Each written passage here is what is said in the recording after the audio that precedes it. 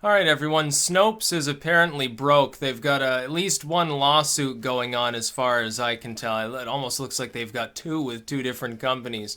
And they're having difficulties despite being the primary outlet for propaganda, pro-government propaganda.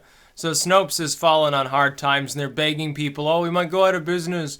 We might go under. Isn't Snopes a couple of people that essentially are bloggers, or at least originally were, and basically still run by this sort of little skeleton crew?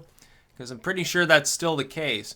It's very funny to see them. They want $500,000 in order to fight this legal battle. Now, apparently one of the companies is saying basically, they're saying, Snopes that is, the people there.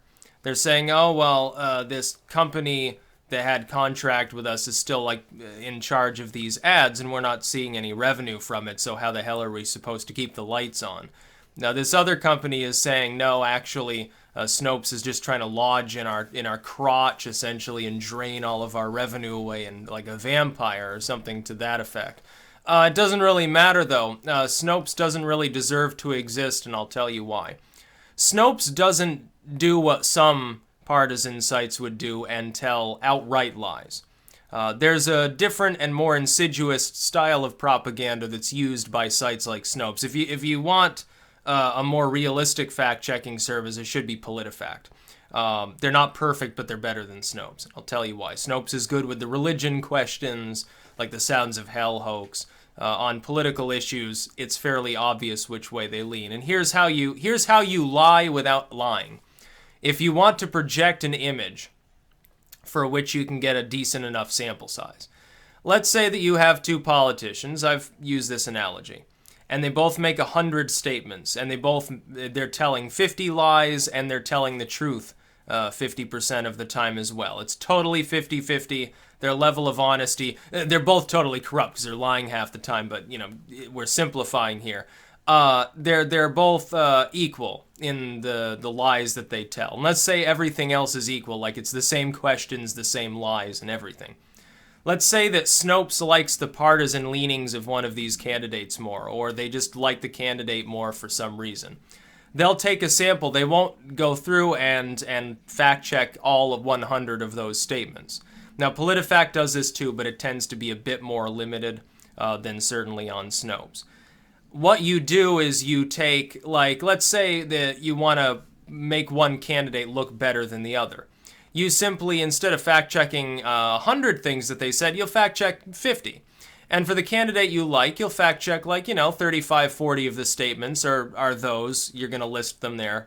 And it's those times they were telling the truth, and the other 10, 15 times or whatever is when they were lying. So it makes them look more honest. For the other candidate, you do it 50-50, or maybe you fact check a few more of the lies than the truths.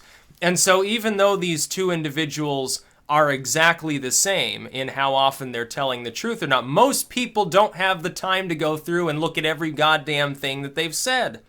And so when you become reliant upon a third party to fact check, they can skew the sample simply by omitting some of the truth or some of the lies and make it look like people are more or less honest than they really are. And that's what happens with firms like that. And that's why I think the tech firms like Facebook trying to make use of Snopes or PolitiFact, you need to be very, very careful of this. Because people with enough time and enough political and social awareness can go through and they can say, well, the things that are fact-checked here are only a sampling of statements that this individual has actually made in various forms. Additionally, on occasion, if you're using a gradient like PolitiFact does, where something can be mostly true or mostly untrue, whatever, half true, they might decide to skew it a little bit as well, just to make a political statement, and they've done that too. For instance, a statement that is fully true and admitted openly to be fully true is rated as half true based on, oh, well, yeah, but there's some other issue related to this and it's misleading or something along those lines. Well, either be absolute or be relative, but do the favor to everybody to do that for every politician and figure that you're talking about. With Snopes, it's worse, though. With Snopes, evidence is often ignored. The sample is quite obviously skewed. For instance, if Trump, who they obviously don't like, if he said something that was true, they just wouldn't bother fact-checking it. They wouldn't have it on their site. But they will put it on there if it's something he said that is a lie. With somebody like Obama, traditionally, they would ignore the lies. You would go through for the NSA revelation period. Obama and others around him came out and lied repeatedly. So then a fact-checking site, if it's trying to protect him from fallout from that, they just won't fact-check it. They won't notice the fact that Obama said one thing and something else was totally true. And by the way, yes, I'm finally drinking tea on video instead of coffee. It's always coffee every other time. This is chamomile. It's a cold, damp day. I needed some hot tea. And that's how they lie to people. It's just about sampling error. And it's deliberate. It's done on purpose for a political reason. Snopes does not deserve to stay afloat. The big thing here, though, I would say, is that it doesn't really matter. If Snopes goes the way of the dinosaur, some other site will come along anyway, so who cares? And, they're obviously biased. They are. They do the sampling error thing, just like PolitiFact does to a slightly lesser degree. PolitiFact is generally a bit more fair, but not completely. Anybody who's doing anything on those sites also has a bias. It might not even sync up with the site owners. Like the site owners of PolitiFact, they have one bias, maybe a couple of their employees lean the other direction, and so you get a little bit of a differential there. And that's really what it's about. Unless you intend to fact-check every statement that's presented by a politician, you're getting sampling error, especially if you're doing that on purpose for a very clear motive. And this is what happens. It's fairly clear that these so-called fact-checking services are not really about facts. They're about swaying public opinion more than anything else. And if they were owned by right-wingers, they would do the same thing. Yeah, if the people running Snopes were like Trumpites, you can be damn sure they would do the same thing to a bunch of Democrats. Oh, they're lying so much more than Trump could ever possibly lie. Yeah, because you would be skewing the sample. That's the point. Happens all the time. It's not fair.